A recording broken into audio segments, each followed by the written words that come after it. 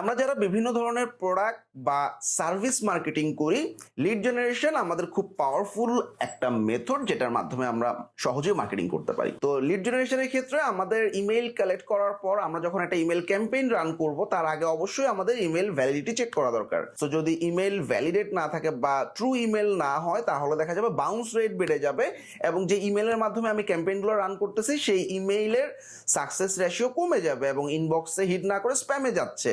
এরকম একটা কন্ডিশন অনেক সময় দেখা যায়।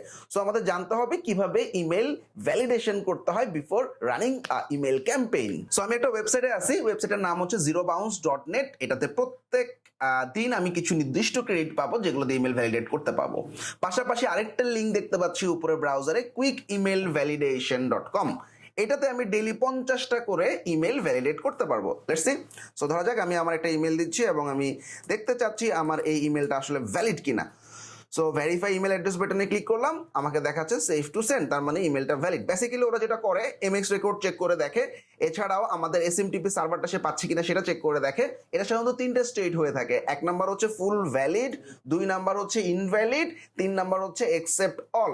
অর্থাৎ যেগুলো আসলে নেওয়া যেতে পারে সেগুলোকে আমরা অ্যাকসেপ্ট অল বলতেছি, 100% যেগুলো ভ্যালিড সেগুলোকে সে ভ্যালিড বলতেছে, আর যেটা আসলে এমএক্স রেকর্ড পায় না সেটা ইনভ্যালিড বলতেছে। এছাড়াও আমরা বাল্ক আকারেও চেক করতে পারি। অর্থাৎ অনেকে বলতে পারে একটা একটা ইমেল চেক করা অনেক টাফ। It's true.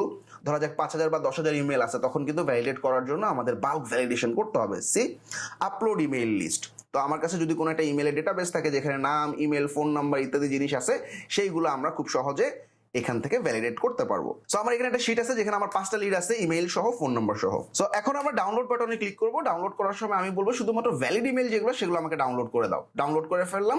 ডাউনলোড করে আমি যদি দেখি তাহলে দেখবো আমাদের এইরকম একটা ডেটাবেস দেখা যাবে যেখানে আমরা দেখতেছি এখানে ভ্যালিড ইমেলগুলো দেখা যাচ্ছে এবং রেজাল্টগুলো খুব সহজে দেখাচ্ছে ভ্যালিড। এভাবে কিন্তু আমরা বাল্ক ইমেল ভ্যালিডেট করতে পারি। এর পাশাপাশি আরেকটা ওয়েবসাইট যেটা আমার অনেক পছন্দের একটা ওয়েবসাইট, zerobounce.net। তো এখানেও আমি আমার একটা ইমেল দিচ্ছি এবং আমি ওর কাছে জানতে চাবো ইমেলটা ভ্যালিড কিনা। গো।